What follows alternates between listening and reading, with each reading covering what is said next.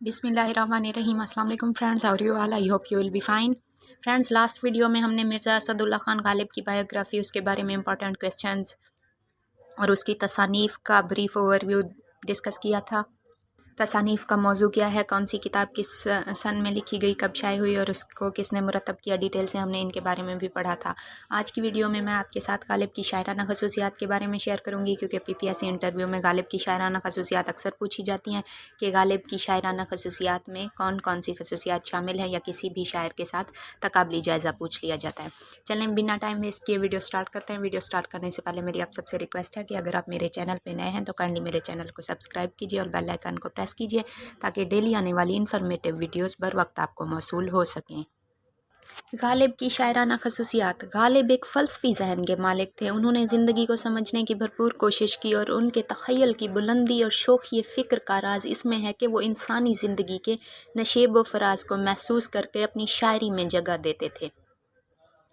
गालिब की शायरी का असर हवास पर शिद्दत से होता है, यानी अल्फाज का ना सिर्फ दिल पे असर होता है, बल्कि हवास पर मुकम्मल असर होता है। गालिब की शायरी में कदीम रंग शायरी को नहीं अपनाया गया, बल्कि गालिब ने इनफरादी शायराना रंग इख्तियार किया था। उनकी चंद खसूसियात आपके साथ डिस्कस करूं जो आपको इंटरव्यू में बहुत ज़्यादा फ़ायदेमंद साबित होंगी। इस्तदलाली अंदाज़े बयान। क्या होता है इस्तदलाली अंदाज़े बयान? यानी अल्फाज का ऐसा इस्तेमाल करना कि वो अल्फाज ना सिर्फ जज्बात का तज्ज़िया करते हों, बल्कि उनका जज्बात के साथ बाहमी ताल्लुक़ हो।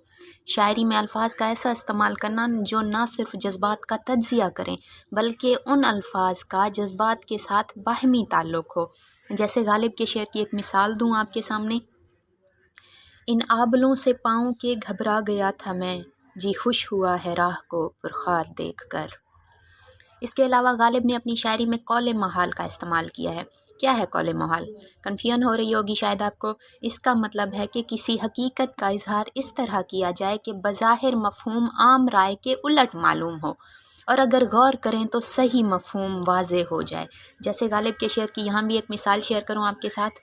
बस के दुश्वार है हर काम का आसान होना, आदमी को भी मयस्सर नहीं इंसान होना।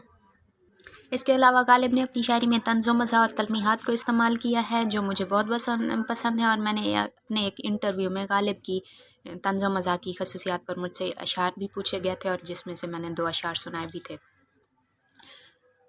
एक दो मिसालें आपके सामने शेयर करती हूँ। उन्हें तंज़ो मज़ाह में किसी को नहीं छोड़ा था, ना खुदा को, ना फ़रिश्तों को, ना अम्बिया को, ना वलियों को, ना आम इंसानों को, ना शहनशाहों को। तंज़ो मज़ाह में उन्होंने किसी को नहीं छोड़ा था। जैसे उनकी एक दो मिसालें आपके साथ शेयर करती हूँ मैं। हैं आज क्यों जलील के कल तक थी नापसंद, गुस्ताखी फरिश्ता हमारी जनाब में। एक और शेर देखते हैं। हमको मालूम है जन्नत की हकीकत, लेकिन दिल के बहलाने को गालिब ख्याल अच्छा है। नेक्स्ट देखते हैं। पकड़े जाते हैं फरिश्तों के लिखे पर नाहक, आदमी कोई अपना दम तहरीर भी होता। इसके अलावा गालिब की शायरी में मानीदार पहलू है। मानीदार पहलू क्या होता है? यानी मुख्तलिफ मानी होना। गालिब के बहुत से अशार ऐसे हैं जिनकी तफसीर फ़लसफ़ियाना, सियासी और शख्सी मुख्तलिफ अंदाज में की जा सकती है। जैसे एक दो मिसालें आपके साथ इसकी भी शेयर कर दूँ। इब्ने मरियम हुआ करे कोई, मेरे दुख की दवा करे कोई। नेक्स्ट देखते हैं। कोई वीरानी सी वीरानी है, दश्त को देख के घर याद आया। इसके अलावा गालिब ने अपनी शायरी में रमज़ो इमायत को इस्तेमाल किया है। रमज़ो इमायत का क्या मतलब है? इससे मुराद कलाम में वाज़े अल्फाज की बजाय किसी बात का गैर वाज़े बयान करना, जो बहुत ज़्यादा गौर व फ़िक्र के बाद वाज़े हो। जैसे इसकी भी एक मिसाल आपके साथ शेयर करूँ।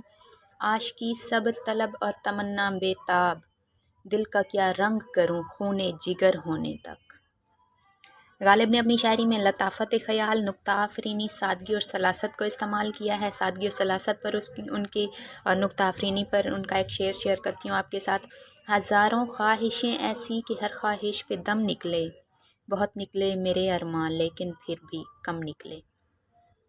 ज़िंदगी की महरूमियों पर अशार। क्योंकि गालिब के कम उम्री में ही यतीम हो गए थे, उसके बाद कुछ अर्सा चचा ने परवरिश की, फिर चचा की भी डेथ हो गई, पेंशन ना मिली और 13 سال کی کم عمری میں ہی ان پر شادی کا بوجھ اور ذمہ داریاں پڑ گئی تھیں۔ بیوی کا اور غالب کا اور ان کی بیوی کا مزاج ایک دوسرے سے مختلف تھا، جس کی وجہ سے ساری زندگی ان کی اچھے سے نہ نبھ پائی۔ مطلب انہوں نے گزار تو دی تھی لائف، لیکن مزاج میں اختلاف ہونے کی وجہ سے کبھی وہ خوش نہیں رہ پائے۔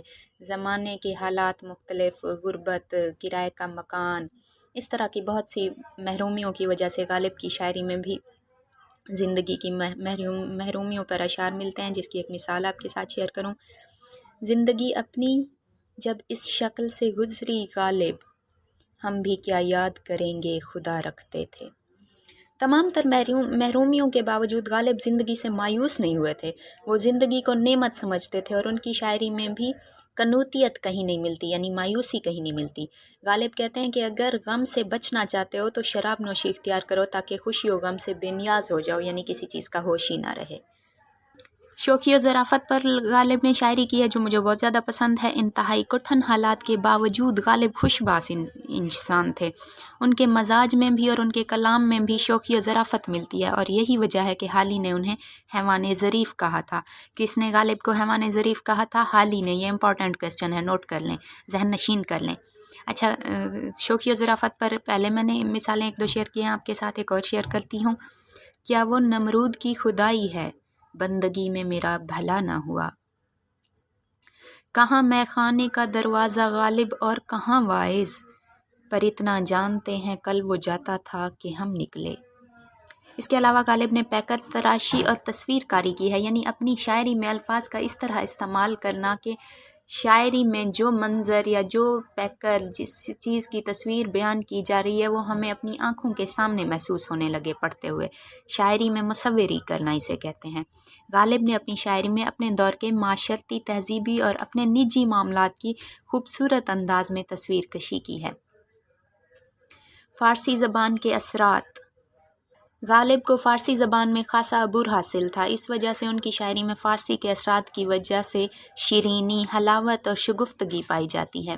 سادہ انداز بیان ہے ان کا، جیسے ایک مثال اس کی بھی شیئر کر دوں آپ کے ساتھ۔ میں نے مانا کہ کچھ نہیں غالب، مفت ہاتھ آئے تو برا کیا ہے۔ نیکسٹ دیکھتے ہیں۔ موت کا ایک دن معین ہے، نیند کیوں رات بھر نہیں آتی۔ نیکسٹ ایک شعر ہے۔ آئے ہے بے کسی عشق پہ رونا غالب، کس کے گھر جائے گا سیلاب بلا میرے بعد۔ فارسی و اردو کے حسین امتزاج سے انہوں نے شاعری میں حسن پیدا کیا، جیسے اس کی مثال ہے۔ آہ کو چاہیے ایک عمر اسر ہونے تک، کون جیتا ہے تیری زلف کے سر ہونے تک۔ ہم نے مانا کہ تغافل نہ کرو گے لیکن، خاک ہو جائیں گے ہم تم کو خبر ہونے تک۔ بنا کر فقیروں کا ہم بھیس غالب، تماشائے اہل کرم دیکھتے ہیں۔ صوتی آہنگ ہے ان کی شاعری میں۔ صوتی آہنگ کیا ہے، آپ کو کنفیوژن نہ ہو اس لیے بتا دیتی ہوں۔ صوتی آہنگ سے مراد الفاظ کا فنکارانہ انتخاب کر کے اشعار میں موسیقی اور نغمگی پیدا کرنا جو پڑھنے والے کو محصور کر دے۔ تشبیہ و استعارے کا استعمال کیا انہوں نے اپنی شاعری میں، جیسے اس کی مثال آپ کے ساتھ شیئر کر دوں۔ دام ہر موج میں ہے ہلکا صد کام نہنگ، دیکھیں کیا گزرے ہے قطرے پہ گہر ہونے تک۔